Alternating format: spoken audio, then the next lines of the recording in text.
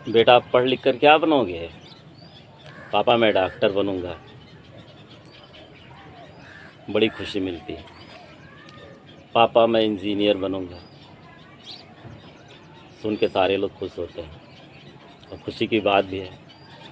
इतनी महंगी पढ़ाई लिखाई है,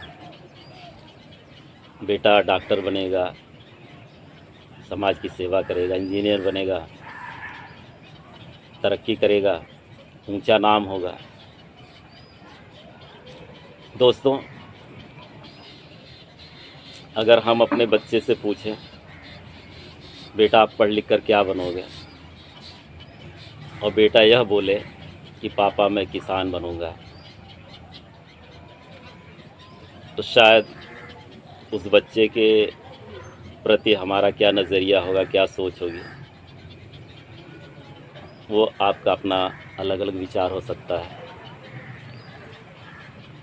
मेरी समझ से शायद आप फील गुड ना करें, अच्छा महसूस ना करें दोस्तों, क्योंकि किसान की बात आते ही एक दिनहीन व्यक्ति, गरीब की छवि हमारी नज़र के सामने आती है। एक मजबूर व्यक्ति की झलक हमारी आंखों के सामने आती है दोस्तों। लेकिन ऐसा नहीं है दोस्तों। डॉक्टर को सेकंड गार्ड बोला जाता है दोस्तों, इसमें कोई शक नहीं है। लेकिन क्या आप बता सकते हैं कि वो डॉक्टर बिना भोजन किए वह कितने दिन तक जीवित रह सकता है? दोस्तों, चाहे डॉक्टर हो, इंजीनियर हो, नेता हो, मंत्री हो या कोई आम व्यक्ति हो, भोजन के बिना वह ज़्यादा दिन तक जीवित नहीं रह सकता है। दोस्तों, क्या आप जानते हो भोजन हमें कहाँ से मिलता है? वो भोजन हमें खेतों से मिलता है, और खेत में वो भोजन, वो साग सब्जी, अनाज कौन पैदा करता है? वो अनाज, साग सब्जी दोस्तों किसान पैदा करता है। हम आप दिन भर कितनी ही मेहनत करें, कितने भी वर्क करें, कितना भी दिमाग चलाएं, कुछ भी करें, सेठ हों, साहूकार हों, कोई हो, शाम को कोई रुपया नहीं खाता, सोना नहीं खाता दोस्तों। जब भी खाता है तो रोटी खाता है, अनाज खाता है, दाल खाता है, सब्जी खाता है दोस्तों।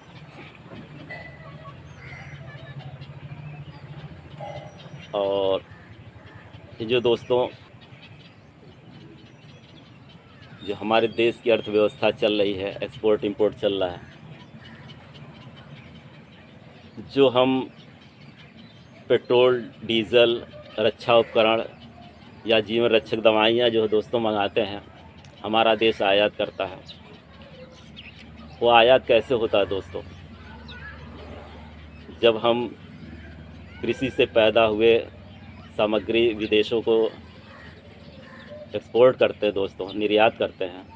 हमारा देश एक कृषि प्रधान देश है, और हम कृषि संबंधी चीज़ें जो है, कृषि से पैदा हुए चीज़ें, साग सब्जियां, फल फूल आदि जो है, या उनसे बनी सामग्रियां जो है विदेश को निर्यात करते हैं। तो जो उससे हमें आय होती है, विदेशी इनकम होती है, उससे हमारा जो हम चीज़ें खरीदते हैं, तो उससे हमारा एक बैलेंस बनता है दोस्तों। इन्हीं गरीब किसान के बेटे कर्ज लेकर, वीज़ा पासपोर्ट बनवाकर, विदेश में जाकर खून पसीना बहाकर जो है विदेशी मुद्रा लाते हैं दोस्तों। उस मुद्रा से हमारे देश का एक्सपोर्ट इंपोर्ट होता है दोस्तों जो है। उस मुद्रा से हमारे देश की अर्थव्यवस्था मजबूत होती है दोस्तों। अगर विदेशी रुपया हमारे देश में ना आए तो हम विदेश की चीज़ें जो है, बाहरी चीज़ें हम नहीं खरीद सकते हैं दोस्तों।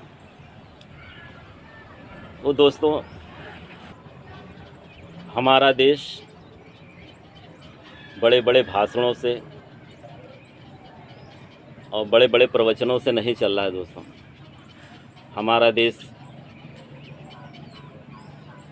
किसानों के खून पसीने से, मज़दूर जो विदेश में जाके खून पसीना बहाते हैं, उससे हमारा देश चल रहा है। दोस्तों, यह किसान अपने बेटों को फ़ौज में भेजता है,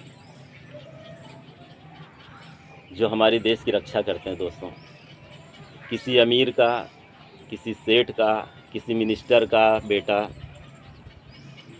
बॉर्डर पे नहीं जाता है। इन्हीं खेती किसानी करने वाले मज़दूरों के बेटे जो है देश की सीमा पे जाकर हमारे देश की रक्षा करते हैं। दोस्तों, यह किसान हम सबका पेट तो भरता ही है, साथ में ही जब हम भगवान को भोग लगाते हैं, वो भगवान का भोग भी इसी खेतों से उत्पन्न जो है अनाज से होता है। अगर किसान अनाज न उत्पन्न करे तो भगवान को भी भोग न लगे। तो दोस्तों, हमारी नज़र में किसान का दर्जा भगवान से कम नहीं है। दोस्तों, आज देश में बेरोज़गारी है। उस बेरोज़गारी का कारण भी कृषि की उपेक्षा है। हम कृषि क्षेत्र में बढ़ावा देकर, वैज्ञानिक तरीके से खेती कर वैज्ञानिक सोच बढ़ाकर,